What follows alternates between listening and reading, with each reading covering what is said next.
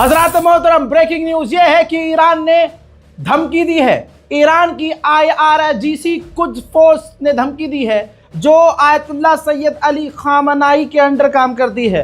मेरे दोस्तों, ये खामनाई का नाम अब तो आपके दिमाग से नहीं मिटेगा, मिटना भी नहीं चाहिए, क्योंकि खामनाई और ईरान ने इस बार दिखा दिया है कि असली शेर है कौन, और बकर बकर बोलने वाले बकर बकर करते रह जाते हैं। आप समझ रहे हैं? नहीं समझ रहे होंगे। बहरहाल इतना ज़रूर बता देता हूँ कि अब IRGC ने कहा है कि अगर इजराइल ने ज़रा सी भी गलती की और हमारे किसी भी क्षेत्र पर हमला किया, ये आप कहेंगे कि धमकी तो 2 दिन से दे रहा है ईरान। अरे भाई साहब, पहले धमकी देता था, अब तो सौदा कर देता है। मेरे दोस्तों, खबर यह है कि ईरान की IRGC ने कहा है कि अगर जो अभी कुछ देर पहले धमकी दी है ईरान के सुप्रीम लीडर के जुमे के खुतबे के बाद, खबर यह है कि IRGC ने कहा है कि इजराइल ने अगर हम पर स्ट्राइक किया तो ईरान इजराइल के गैस स्टेशन और ऑयल स्टेशन को तबाह कर देगा। इजराइल इस भरम में न रहे कि ईरान चुप रह जाएगा। उधर मेरे दोस्तों, लेबनान के अंदर ईरान के जो एम्बेसडर हैं उन्होंने लेबनान में ही रहते हुए बड़ा बयान दिया और कहा कि हम लेबनान की गवर्नमेंट के साथ हैं।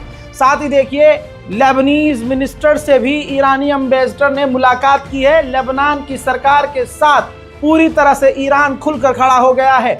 आयतुल्लाह सैयद अली खामनाई के जुमे के खुतबे के बाद कुछ चीज़ें और क्लियर हो गई हैं कि ईरान अरब देशों के लिए भी खड़ा होकर लड़ेगा, भले ही अरब उनका साथ ना दें।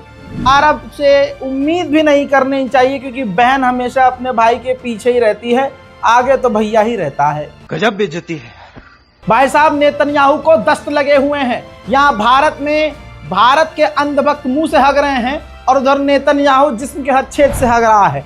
नेवेतिम एयरबेस, इजराइल का ये वो एयरबेस है जहां से गाजा, फिलिस्तीन और ईरान के ऊपर एयर स्ट्राइक इजराइल करता था। हिजबुल्लाह के ऊपर भी, हसन नसरुल्लाह के ऊपर भी इजराइल ने जहां से हमला किया था वो यही एयरबेस था, इजराइल का नेवेतम एयरबेस। दोस्तों, उंगलियों पर आप गिन सकते हैं। रिपोर्ट यह है कि 30 से 32 इम्पैक्ट हुए हैं, यानी ईरान की 32-36 मिसाइलें तो इजराइल के एक ही नेवेतम एयरबेस पर आके गिरी हैं और ये एयरबेस पूरी तरह से तबाह हो गया है, वर्किंग नहीं है। इजराइल इस तस्वीर को छुपाने की कोशिश कर रहा था, लेकिन मेरा भी नाम है रजा, अंधभक्तों की सजा। ईरान ने कई तरह की मिसाइलों का इस्तेमाल किया था, 3 से 4 मिसाइलें हैं, लेकिन मैं अब आपको ईरान की सादिक मिसाइल 2 का लॉन्च दिखा रहा हूं। देखिए ध्यान से मेरे दोस्तों, एक साथ सादिक मिसाइल 2 जैसे हॉलीवुड की फिल्मों में होता है, जो आपको सोशल मीडिया पर AI के जरिए दिखाया जाता है, ईरान ने वो असली में करके दिखाया है। ईरान की है सादिक मिसाइल 2 जो सीधा इजराइल के इलाके में जाकर गिरी है और इजराइल ने अपने ऊपर से नीचे तक का पूरा जोर लगाकर इन मिसाइलों को रोकने में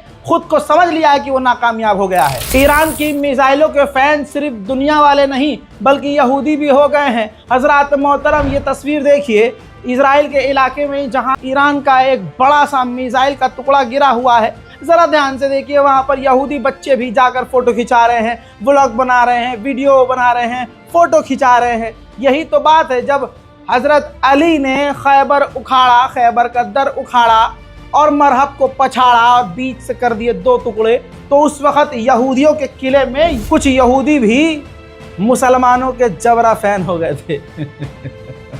मेरे दोस्त, अब आगे बढ़ते हैं। भारत में बैठे हुए लैंडा रोल खाने वाले लोगों की औकात यह है कि वो लैंडा खाकर खुश हैं और और अमेरिका और इजराइल का नुकसान पता है कितना हो गया? देख लीजिए, $1.2 बिलियन के हथियार, रॉकेट खर्च हो चुके हैं सिर्फ हूथीज और ईरान की मिसाइल रोकने में। किसकी? हूथीज और ईरान की मिसाइल रोकने में 1.2 बिलियन। बिफोर अंधभक्तों का बाप। हाँ, तो ये देखिए $2 बिलियन लगभग जो है ये कम करके बताया गया है, लेकिन असलियत यह है कि इससे भी ज़्यादा पैसा अमेरिका का खर्च हो चुका है। अब अमेरिका प्लान कर रहा है कि पहले जो मिसाइलें खर्च हो गई हैं उनको लगभग $1.5 बिलियन खर्चा करके दोबारा से भरा जाए। उधर मेरे दोस्तों, बाइडेन की वीडियो आ गई है। बाइडेन ने अंतर्राष्ट्रीय पत्रकारों से कहा है कि ईरान की ऑयल फैसिलिटी पर हमला करने के लिए हम प्लान कर रहे हैं और डिस्कस कर रहे हैं।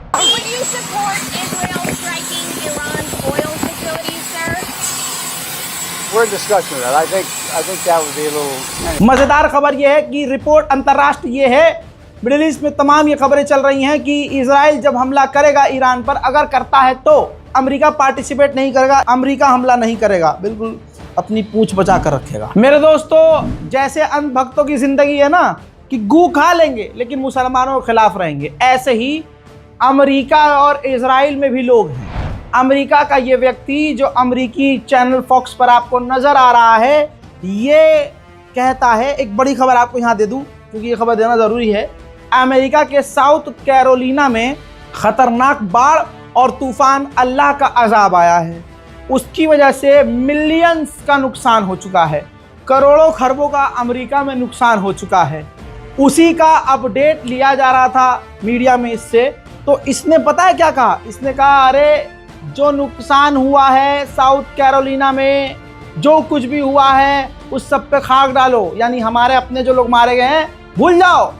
अभी पूरा फोकस ये करो कि ईरान पर कैसे हमला करना है और इजराइल की कैसे मदद करनी है। यानी अपनी पिछवाड़े में आग लगी पड़ी है लेकिन दूसरे को पानी जरूर पिलाना है। उधर मेरे दोस्तों, प्रधानमंत्री जो पूर्व हैं इजराइल के, उन्होंने कह दिया है कि हम ईरान के ऑयल फैसिलिटी पर बड़ा हमला करने की तैयारी कर रहे हैं। उधर फ्रांस की भी लंका लगी पड़ी है। फ्रांस अपने सैनिकों को इकट्ठा कर रहा है इजराइल के ऊपर ईरान की मिसाइलों को रोकने के लिए। वहीं मेरे दोस्तों, जो दोगला नंगा संगठन यूरोपीय यूनियन इजराइल के खिलाफ कुछ उखाड़ नहीं पा रहा है, वो ईरान पर नए प्रतिबंध लगाने की तैयारी कर रहा है। लेकिन ईरान का भौकाल दुनिया देख चुकी है कि अगर इतनी पाबंदी लगाने के बाद ईरान का ये रुतबा है तो फिर ईरान पर कितनी भी पाबंदी लगा दो, ईरान पे कद्दू कोई फर्क नहीं पड़ेगा।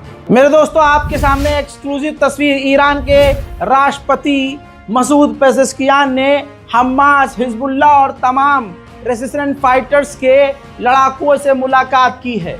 ये तस्वीर मिडिल ईस्ट और तमाम पूरी दुनिया में वायरल हो चुकी है। ऐसा लग रहा है कि कुछ बड़ा होने की संभावना है और इसमें इजराइल का मोटा नुकसान देखने को मिलेगा। इंशाअल्लाह आप कमेंट में लिख सकते हैं। हज़रात मोहतरम, इस रिपोर्ट को शेयर कीजिए। लगभग 4 दिन से बिना सोए मैं और मेरी टीम आपके लिए काम कर रहे हैं और तमाम अपडेट्स आपको दे रहे हैं। आपसे गुजारिश है कि हमारे चैनल को सब्सक्राइब कीजिए और इस रिपोर्ट को शेयर कीजिए। कई लोग कहते हैं रज़ा भाई ये खबर आपने देर से दी। देखिए, ऐसा है, जो आप देख रहे हैं, जहां आप देख रहे हैं, वो सिर्फ एक जगह छपा हुआ देखकर आपको बता देते हैं पढ़ के ये हुआ है। बाद में जिसने वो प्रसारित किया होता है वो खुद उसको करेक्ट कर देता है कि नहीं भाई इतने नहीं, इतने मारे गए हैं और अभी कंफर्म रिपोर्ट नहीं है। इस वजह से वो भी आपको बिना वेरीफाई किए बता देते हैं। और हमारी टीम जो इतनी बड़ी है, क्योंकि रज़ाग्राफी का नाम इसलिए आपको याद है क्योंकि हम दिखाते हैं सच और बिना सबूत के बोलते नहीं। तो जब तक हम 3-4 जगह से, और लेबनान में हमारे खुद के जो सोर्सेज मौजूद है जिनसे हम डायरेक्ट कनेक्टेड हैं, जब तक वो खुद वेरीफाई करके हमें कोई ऑथोराइज लिंक नहीं शेयर करते, तब तक, यानी हम डबल जैसे आपके फ़ोन में 2 स्टेप वेरिफिकेशन है, वैसे ही हम भी भाई 2 या 3 स्टेप वेरिफिकेशन करते हैं हर खबर की। उसके बाद मैं यहाँ शूट करता हूँ, उसके बाद प्रोसेसिंग टाइम होता है, एडिटिंग होता है, उसके बाद आपके सामने खबरें आती हैं। तो ये मत सोचिए कि हम लेट हैं, बस ये सोचिए कि हम सही हैं। इस रिपोर्ट को शेयर कीजिए, दुआओं में याद रखिए। जय हिंद।